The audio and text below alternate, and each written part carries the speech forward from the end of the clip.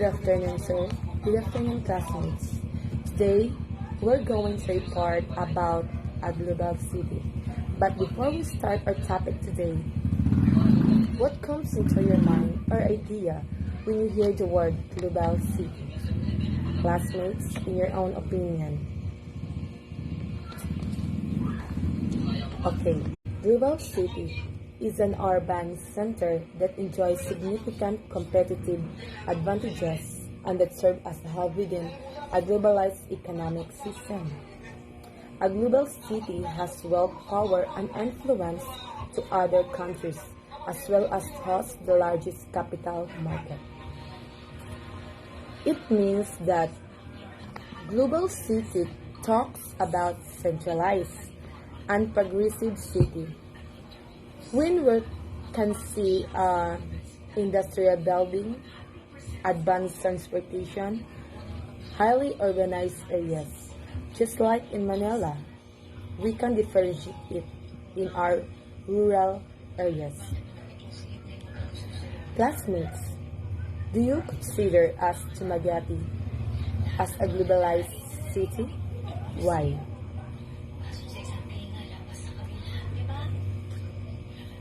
Okay. Another example of cities from abroad that's a global city is first that Tokyo in Japan, Los Angeles in California, Beijing in China, Paris and France. Just one example that abroad is global city. How to identify if a city is a global city? First, influential in international political affairs. A lot of international foreign emphases are stationed there.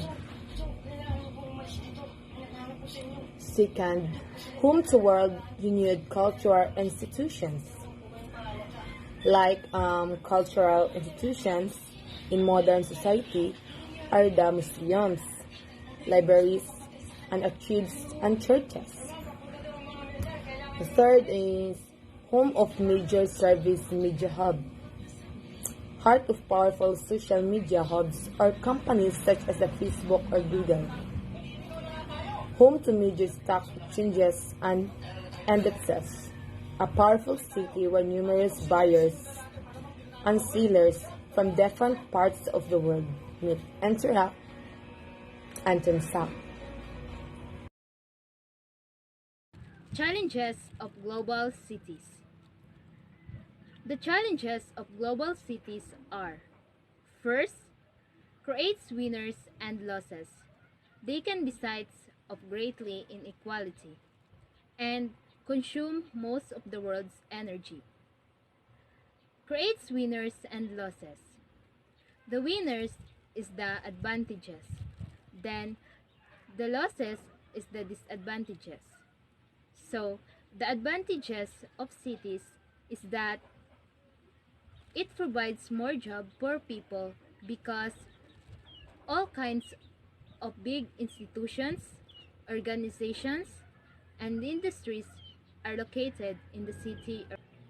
A huge number of people come to the city in search of jobs. Then, the disadvantages was that expensive living in the city comes at a premium for some people. That means living in the congested places. In fact, globalization allows companies to find lower cost ways to provide their products. It also increases global competition, which drives prices down and creates larger variety of choices for customers. Lowered costs help people in both developing and already developed countries live better on less money. It's good for a country to have a lot of global cities, but also there's consequences. They can be sites of a greatly inequality. Inequality refers to differences among the people, often economic or political differences. But Also, there are social differences. Such inequalities are present in any society, but larger in some than in others. There is a lot of inequality in global cities, largely because they are much bigger and more diverse sources while sustaining a wider range of economic or political activity. A large global city would attract wealth unlike what other cities can attract, consume most of the world's energy. More importantly, because of the massiveness of city populations across the world, it is not surprising that urban areas consume most of the world's energy. The cities only cover 2% of the world's land mass, but they consume 78% of global energy. Therefore, if carbon emissions must be cut to prevent global warming, this massive energy consumption in the cities must be curbed. This picture shows the Paraguay measures of inequality. Each color corresponds to 1 feet of the population of the map country. Roles of cities in global. First, it brings economy scale. It occurs when more units of a good service can be produced on a larger scale with a fewer input cost. External economies of scale can also realize whereby entire industry benefits of development such as improved infrastructure. Since global economies move from primary activities such as farming, fishing, and mining to industrial production and to services, so it can bring economy scale. Second is it develop markets. As we know that cities has many industrial production that would be possible that can develop markets as they were able to process goods and raw materials. As we know that because of the business activities of a cities, their markets will develop. The third is it creates job. It creates job because most people tend to work in cities. On the other hand, job opportunities in countryside are fewer and less diverse. Cities play an important role in creating jobs for millions of youth who enter workforce every year. So this means that cities creates job. It has many opportunities, job opportunities in cities for the people who are seeking job. Next is it encourages new economic activities to flourish. Cities are innovating, companies are pivoting, startups are growing. The cities are huge drivers of economic growth and they have a large share of populating both public and private institutions and infrastructures. Because of that, it encourages new economic activities to flourish. Lastly, it improves quality of life. Cities brings together firms and people create immerse of economies of scale and a cross-fertilization of ideas in both industry and services. It generates prosperity and over the long run help pull people out of poverty. In cities, it has many opportunities for better and more prosperous life. So this means in connection with the discussion earlier about creates job, then if people have their jobs permanent, then it is really possible that it can improve their quality of life. Cities can improve quality of life. So this picture shows the top 10 global cities for business activity in 2010 and 2008. The first in ranking in 2010 and 2008 is New York, followed by Tokyo, Paris, Hong Kong, London, Beijing, Singapore, Shanghai, Seoul, and lastly, the Chicago. This picture shows that there are changes regarding the ranking of top 10 global cities for business activities. Since New York is always in the top 1 of top 10 global cities for business activities, so we can conclude that New York is a rich, powerful, to be considered as a global city. It is considered global city because of the business activities and the economic growth of the city. Advantages of global city. First, significant growth of the economy. Economic growth at any level of aggregation, be it a firm, household, city, or nation, is determined by a combination of growth in resources devoted to production and growth in the productivity of those resources. In most economic models, the basic factors of production are land, labor, and capital. Second, better infrastructure is very important in global city. The economy needs reliable infrastructure to connect supply chains and efficiently move goods and services across borders.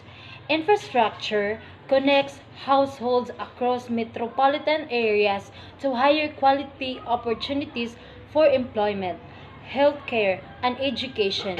Clean energy and public transit can reduce greenhouse gases.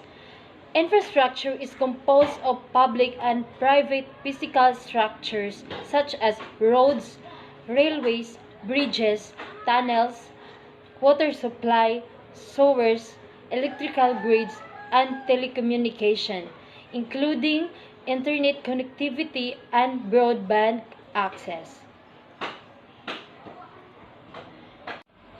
Third, better public population. For bigger is better crowd. The logic is clear enough. Adding people means an expanded workforce. New residents means new customers for local businesses, which in turn increases customers' tax revenue. With more revenue, cities can invest more in roads, public transit, schools, the arts, and parks. Fourth, higher number of working age. A growing working age population provides opportunities for economic growth, while at the same time creating challenges for job creation and integration of new labor market entrants. By contrast, a shrinking working age population can create challenges for economic growth, competitiveness, population dependency, etc. The picture shows the stock exchange boom business. It illustrates a period of dividend or increased growth within a business, market, industry, or economy. Disadvantage of global city. Cause air pollution because of the industry. The most polluting industries are energy, transport, agriculture, fashion industry, food retail. The main causes of air pollution can be categorized by source. The mobile, like cars, buses, planes, truck and trains. Stationary, power plants, oil refineries, industrial facilities and factories. Area, agricultural areas, cities and wood-burning fire plants. Natural, dust, wildfires and volcanoes. Overpopulation occurred. When did overpopulation occur? It occurs in a small scale and with relatively moderately intensity in Europe and America, more or less between 1750 and 1950. What happened when overpopulation occurs? More people means an increased demand for food, water, housing, energy, healthcare, transportation, and more. And all that consumption contributes to ecological degradation, increased conflict, and a higher risk of large-scale disaster like pandemics. Poverty is happening. High inflation during crisis periods, high level of population growth, high and persistent level of inequality, incomes or assets. which damp the positive impact of economic expansion. There are impact of government threats. Every nation faces threats. These threats can be social, such as aggression from a neighboring country. Threats can be natural, such as hurricanes or virus pandemics. Gridlock, a traffic in which a grid of interesting streets is so completely adjusted that no bicycular movement is possible. High number of bicycles in the city, traffic will be generally be an issue particularly.